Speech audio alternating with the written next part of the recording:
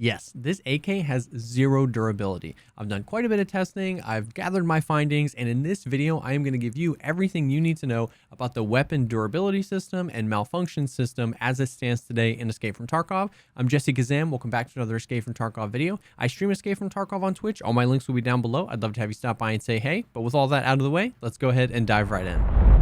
So in patch 12.11, they introduced the first kind of iteration of weapon durability, which is an interesting way to describe it. That's how they've described it. Weapon durability has been in the game basically since the beginning. So this durability bar at the top of your weapon stats has always been here.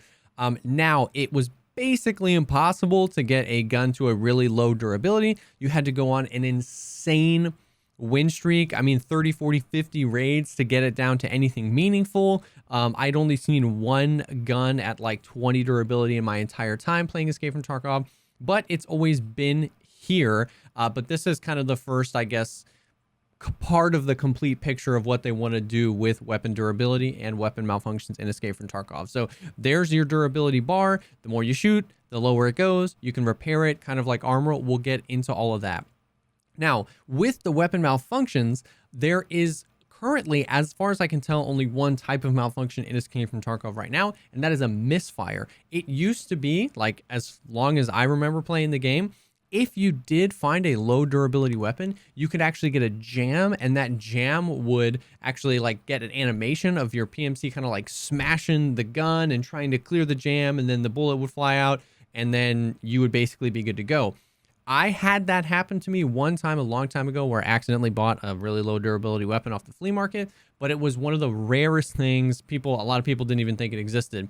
It seems to me from my testing that I did here that that is no longer in the game. I'm assuming they're going to bring it back later. And now the only malfunction is a misfire where you just click, and that's the only sound you hear is a click. It kind of sounds like you're out of ammo, and you can clear the chamber or reload, and there you go. Now you're good. So that seems to be the only malfunction. I'm sure that they will add more and kind of expand on this later. This is only kind of the first one. So the malfunctions are linked to the durability of the weapon. So now some of the new stuff with this patch is not only does the durability actually go down quicker, but you can find guns that have much worse durability. So you've got like this AKM here I picked up off of a Scav in raid, and you can see that it's at 59 durability. I've seen Scav weapons in the 40s up to the high 50s. Scav boss weapons like this AK-101 that I picked up off of Urshala was in the high 70s. So better, but still, pretty damaged. So that is one of the big changes, that they immediately you can find weapons with lower durability. Now, you can repair weapons like any other gun or like any other armor or anything. So for this 101, I can right click, I can click repair, and it's just like armor if you're familiar with how that works, where you can repair it, but it's going to lower the overall durability of the gun. So like an armor, you can continue to repair and repair and repair, but you're never going to be able to get it all the way back up. So like a Killa armor 60 out of 60, this one had been repaired before, now it's 0 out of 58. And if I tried to repair this again, this is going to go to 56.9. So it lowers that max durability every time. So that's going to be the same thing here. Same mechanics where you can pay extra to repair to a higher amount. And boom, now the durability of that gun can only be a max of 84.1. So that whole system works exactly the same. However, you can find Scav weapons and weapons out in the wild that basically have already been, repaired a bunch of times. So this gun, this AK, I can't already. I just pulled it out of a raid and I cannot repair it above 60.2. And if I tried to repair this little bit, it would be even lower than that. So this is super interesting because guns, it seems like under around the 60 durability mark, but there's definitely a mark where guns under a certain durability, you can't sell to traders. Like we can try and sell this AK to Mechanic and see if he'll buy it. So he will buy this at 59. So it's somewhere in the like 50 to 60 mark where the traders won't sell it. You have to sell them the fence. That's why you're seeing a lot of people disassemble guns and then sell the parts individually. and then you can't repair them up higher. So you're going to get some of those debuffs that come with a lower durability gun, just basically as long as you use the weapon. So this also has a small effect on gunsmith tasks and stuff like that. There's also, I've seen it around the 60 mark. The information is still a little loose, but you need a higher durability weapon or a pristine durability weapon to turn in for a gunsmith mission. You can't turn in a weapon that, like a scav weapon, that's at like 42 durability. So that's something to note. It has a little bit of effect on the quests and the sellability of a weapon. You repair it like normal, but you can't always repair all the way up to high durability. Anything you get from like a quest reward or anything that you buy is going to be at 100 durability. Anything you buy from a trader, so you're starting fresh there. But anything you found in raid can be much, much lower than that. Now, quite a few things actually affect that durability, the durability of a gun. And there is like a new stat in the stats section of a lot of different attachments that will tell you by how much. So there's a new durability burn. So suppressors are a huge one. They increase it by a lot, anywhere between like the 50 and 75. I think 80% is like the max, 80% durability burn. So that means it's going to burn faster. I did some testing. We'll go into that in a little bit, but basically anything that the bullet touches for the most part can increase the durability burn. So the suppressor, AKs don't really have interchangeable barrels, but the barrel can, if you're doing like an M4 or an SR25 or something like that, a barrel can have a durability burn. Not everything that can have something will have it. So like this barrel has a 4% durability burn, but other barrels might not. Same thing with like upper receivers, like the stock M4 upper receiver does not have a durability burn stat, but the mirror, which is kind of like the meta one, does have a small durability burn. But anything really the bullet touches, compensators, suppressors, barrels, upper receivers, all can. It doesn't mean they always will. Dust covers I found on like Vals and AKs and stuff like that will also have a small durability burn. And then the other big thing is ammunition. And this can get pretty insane as well. So if we kind of look at just all of the AK rounds, you can see, I believe the highest one is a Golnik with a 70% durability burn. BT has about a 50%. BS has about a 45%. I believe AP20 is the highest I've seen. It's something like 120% durability burn, which is pretty intense. These numbers are huge and they definitely add up. You know what I mean? If you're running a Golnik and a suppressed AK, the suppressor can have a 70% durability burn. A Golnik's got a 70% durability burn. You know, your dust cover's got a few percent, and you're in a whole big territory there.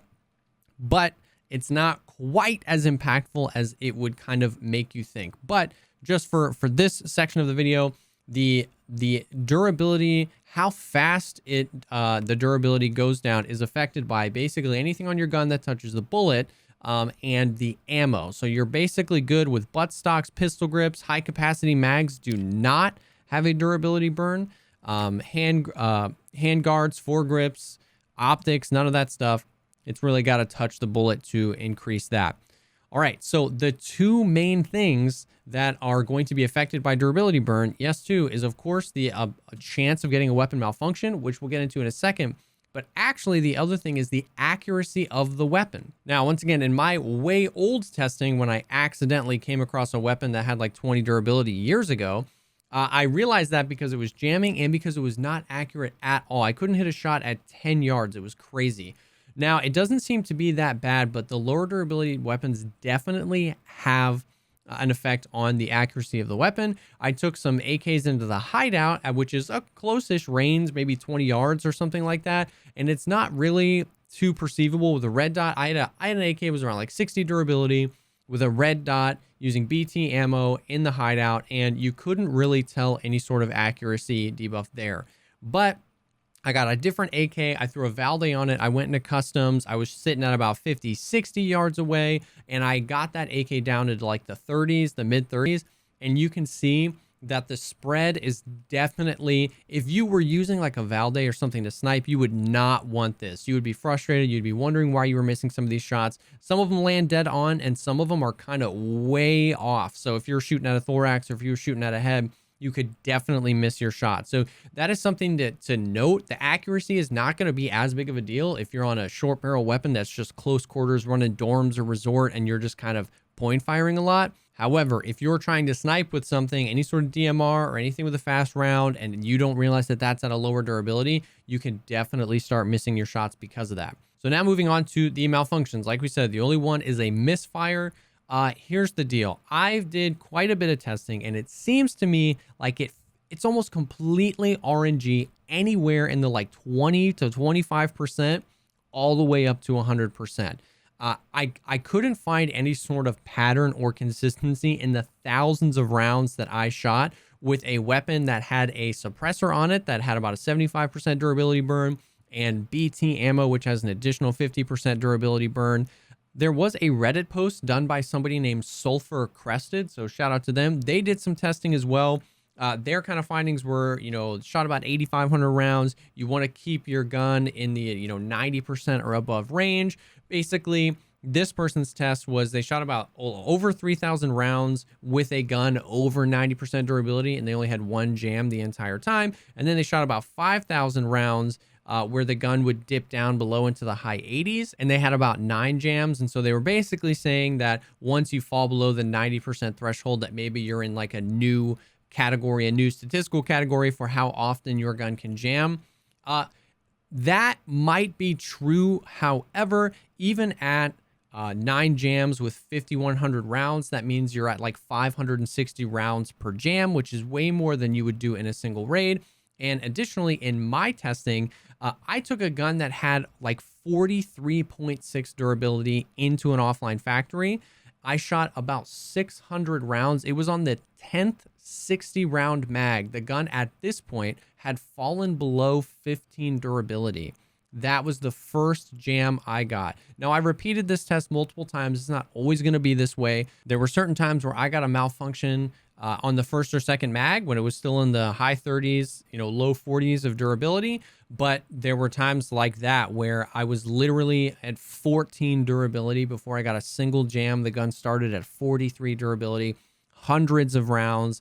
The durability's falling. So I can't, it's not worth doing the math in my opinion. Like, we could probably figure out the exact percentages, but for the purpose of this video, it wouldn't matter. It's not jamming enough to inform any sort of decisions about what to do and what not to do. I think a general best practice is absolutely keep your gun above the 80 or 90%. Like, repair it when you can. Repairing guns is cheap. It's a new thing to look into. The misfires are frustrating, but it feels like if your gun misfires, that's going to be the only misfire you get that raid. And anything above that 20 durability mark, I just wasn't able to consistently get something to malfunction in a way that's going to happen, more than one time in a raid, or even just more than one time in hundreds and hundreds and hundreds of bullets. I mean, you think about, you normally bring a mag in your gun, a few extra mags, a stack of 60 in your secure container, and you're either going to die or you're going to go through that ammo.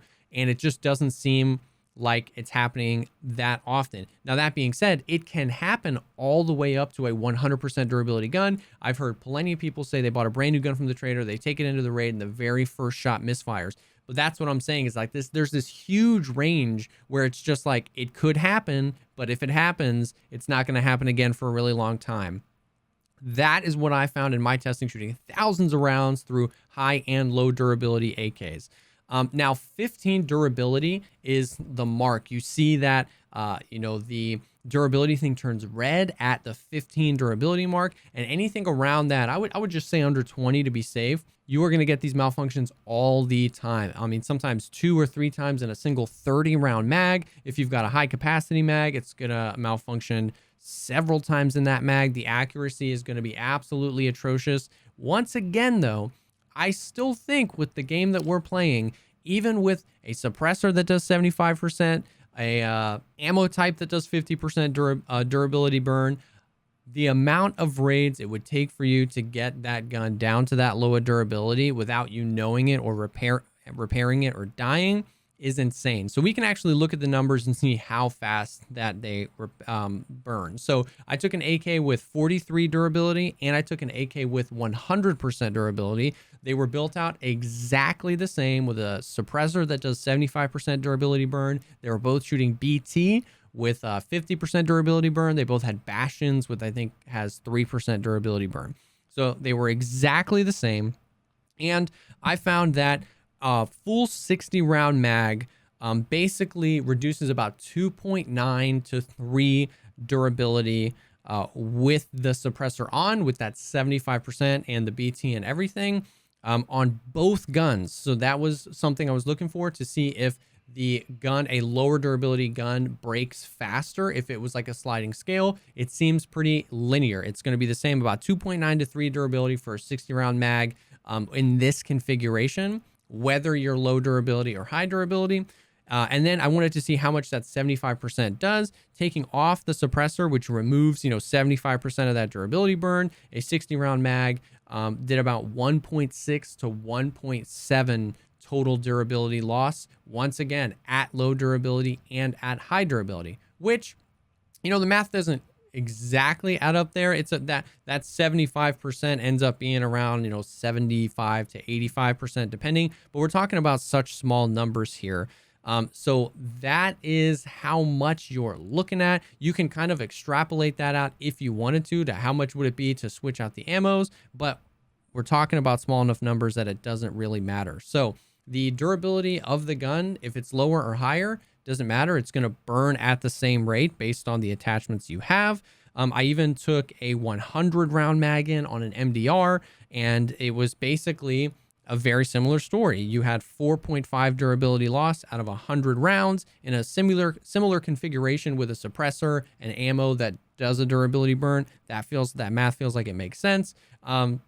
And then you swap to a 30 round mag for the AK, and it basically just cuts everything in half, about 1.5 durability loss with the suppressor on. A little side note thing that I think might require some more testing and maybe a video of its own is that I feel like overall they nerfed the point fire accuracy of all guns. Just the spray seems to be, even at 100% durability, seems to kind of have a chance to dance all over the place. But it feels like at a lower durability, when you proc that chance for your gun to really just start to dance all over the place, it goes wild. I mean, it seems like at lower durability, your point fire spray can be really huge and therefore basically useless farther than like just a few meters away. I'll do more testing, but I am pretty confident that the durability of your weapon also affects your point fire spread.